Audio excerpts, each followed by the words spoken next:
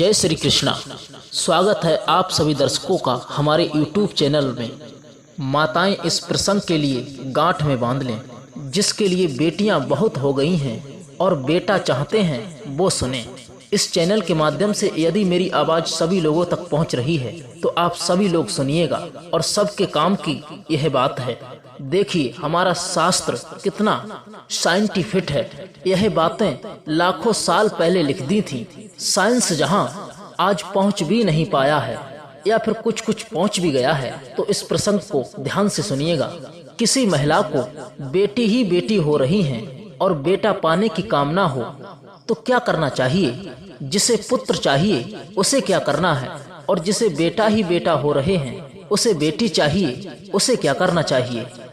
ये बात कोई मैं अपनी तरफ से नहीं कह रहा हूँ, ये वेद शास्त्र कह रहे हैं और ना ही कोई जादू टोना वाली बात बता रहे हैं। लिखित में श्लोक के साथ संग आपके लिए बता सकते हैं और कहाँ लिखा है ये भी बता सकते हैं। शास्त्र कह रहे हैं और कितनी गहरी बात है। मैं अभी इस बात को बता करके साइंस से भी मैच करूंगा और आप बड़े ध्यान से समझिएगा। अब किस दिन गर्भाधारण करने से लड़की होती है और किस दिन गर्भाधारण करने से लड़का होता है, हमारे वेद शास्त्र सब यह बातें बताते हैं। ध्यान से सुनो। स्त्री का जब रजो दर्शन स्टार्ट होता है, जिसे कहते हैं पीरियड, जिसे कहते हैं मासिक धर्म, वेद शास्त्र कहते हैं कि स्त्री का जो मासिक धर्म होता है स्टार्ट होता है, उस दिन से वो अर्थात पहले दिन से 4 रातें छोड़ दीजिए। यदि 5वीं रात को यदि गर्भाधारण हो गया तो बेटी होगी। 5 मतलब संख्या विषम, 5 मतलब संख्या विषम, और 6ठी रात को गर्भाधारण हुआ तो बेटा होगा। सम संख्या में ये शुरू कब होगा? जिस दिन महिला का टाइम पीरियड का स्टार्ट हुआ है, उस दिन से पहली रात, दूसरी रात, तीसरी रात, चौथी रात छोड़ के 5वीं रात गर्भाधारण हुआ तो बेटी, 6ठी रात हुआ तो बेटा, 7वीं रात हुआ बेटी, 8वीं रात हुआ तो बेटा, 9वीं रात हुआ तो बेटी, 10वीं रात हुआ तो बेटा, 11वीं रात हुआ तो बेटी, 12वीं रात हुआ तो बेटा।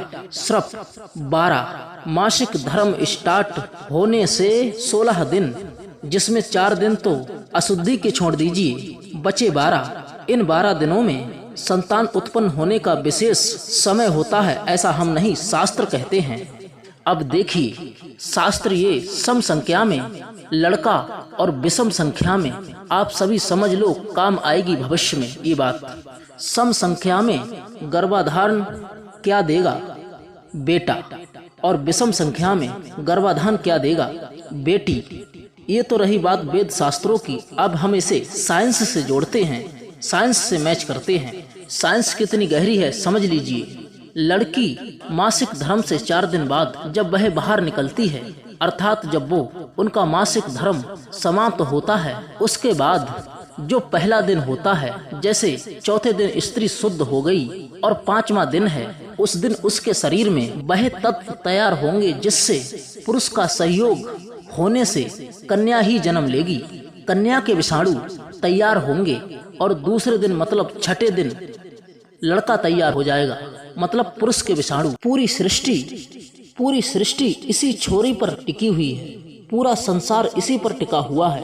वो स्त्री के अंदर ही क्षमता होती है कि वो स्त्री रूप में एक्सेप्ट करेगा।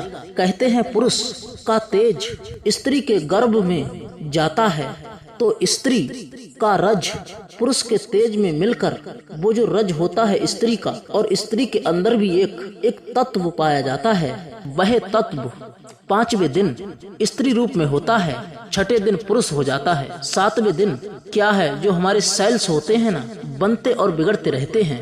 तो स्त्री का सेल्स बिगड़ गया फिर बना, वह पुरुष का बनेगा, फिर वो बिगड़ेगा, तीसरा तैयार होगा, फिर वो। इसलिए एक दिन छोड़ एक दिन स्त्री का, एक दिन पुरुष का, एक दिन स्त्री का, एक दिन पुरुष का। देखिए साइंस यदि पता लगाएगी तो आज लगा चुकी है। यही साइंस भी कहती है कि जब स्त्री के अंदर एक तत्व ज्यादा होता है तो बेटी का निर्माण और जब दो तत्व हो जाते हैं तो जुड़वा संतान हो जाती है। जुड़वा संतानें कैसे होती हैं? एक ही भाग दो भागों में स्त्री और पुरुष का तत्व मिलकर जब दो भागों में पेट के अंदर किसी कारण जाता है, बस डिवाइड हो गया तो दो संतान की तैयारी हो जाती है, हो गई पेट के अंदर। यह साइंस जो आज बता रहा है, ये बात हजारों साल पहले हमारे ऋषि मुनियों ने बता दी थी।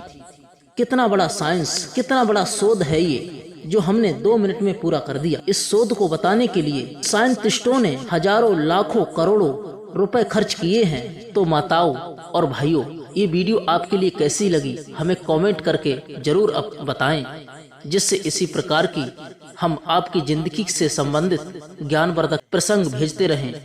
हम मिलते हैं किसी अन्य वीडियो में, तब तक के लिए जय श्री कृष्णा, जय श्री राधे। आपका दिन शुभ हो।